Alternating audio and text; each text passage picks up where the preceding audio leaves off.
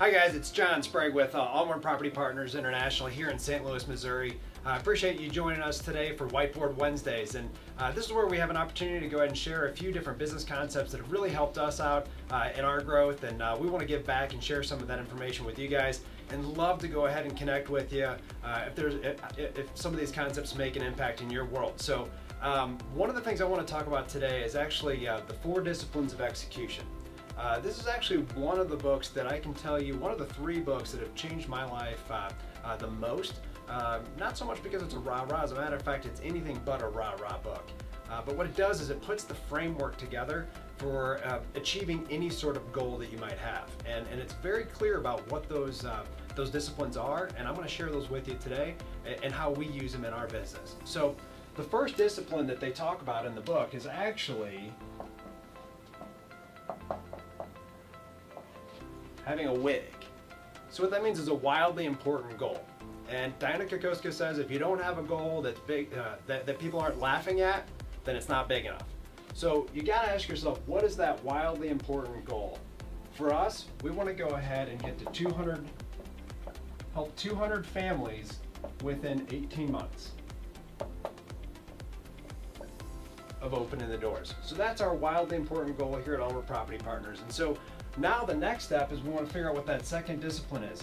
That second discipline is identifying what is the indicator that's most likely to impact the wildly important goal.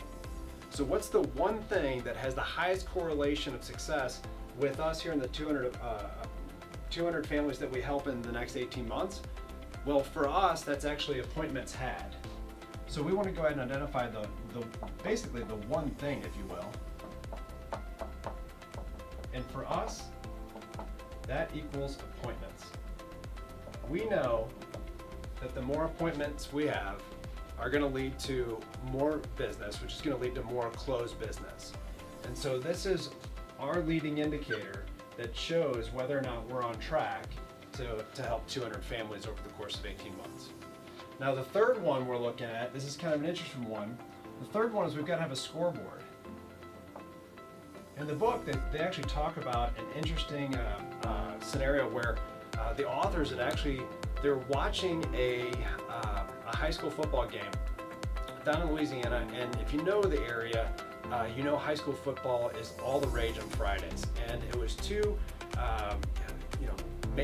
just major teams that were playing against each other, and typically in that scenario, the crowd would be in an uproar from the start all the way to the final second.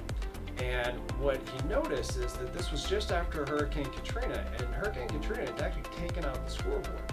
And what he noticed was that in the stands, there was just a lot of, there was a murmur. There was the buzz and the excitement and the energy wasn't there. Basically what had happened was that audience became disengaged from what was an amazing game. They didn't know what down it was, they didn't know what the score was, they didn't understand any of that stuff. So there was that disengagement, and that happens for us on a regular basis. So our scoreboard actually comes in the form of a few different boxes that you guys might be familiar with. We've actually expanded the 4 boxes, the 4 conversations. Our first one is actually going to be conversations. Those conversations lead to nurtures. Those nurtures lead to appointments set. Those appointments set leads to appointments had. Those appointments had lead to listing contracts, whether that be with a buyer or seller. The listing contracts lead to executed contracts, which lead to closings. And so in each one of these areas here, there's conversions that we're looking at. So we're looking at week over week, month over month growth, and how we're progressing in each one of these categories. And we're able to have a scoreboard that gives us all of this information at a glance to find out, are we winning or are we behind in our goals, right? So what happens here is that if it's just a scoreboard and we're not having a conversation about it, that's not going to do, it's not necessarily going to help us hit the goal of hitting our potential that we might be striving to hit. So what we need to do is have what's called a cadence of accountability. Right?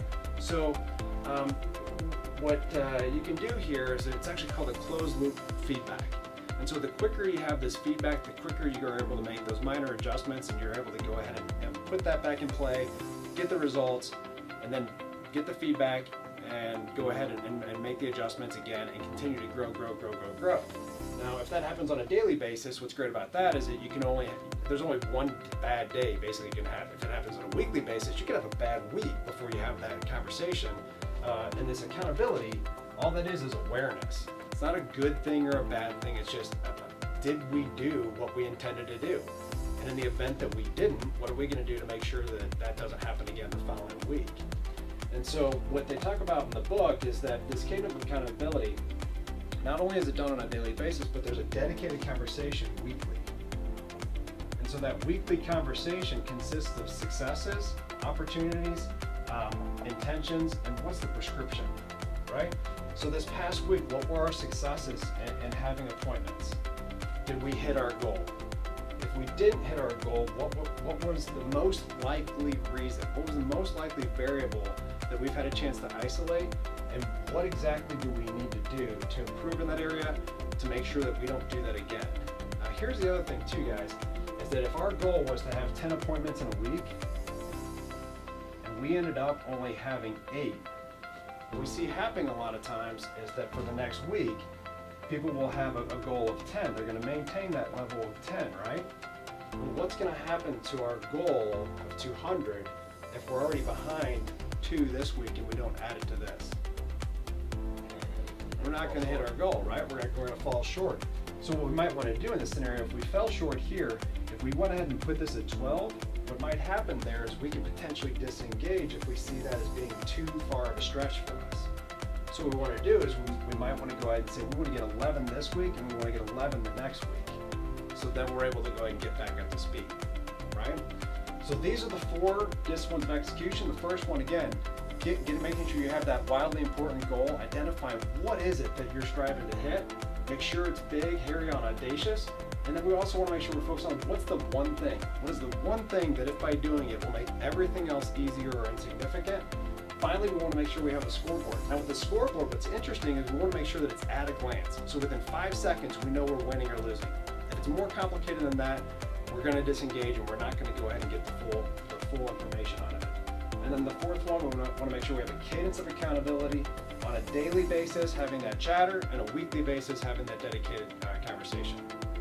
Guys, this has been a major impact for us at Onward Property Partners, and I hope that it makes a huge impact with you. If you like this stuff, make sure you're following us on the KW Connect. And if you're on YouTube right now following us, we'd love to see you subscribe and get more content like this out your way. Thanks so much and have a great day.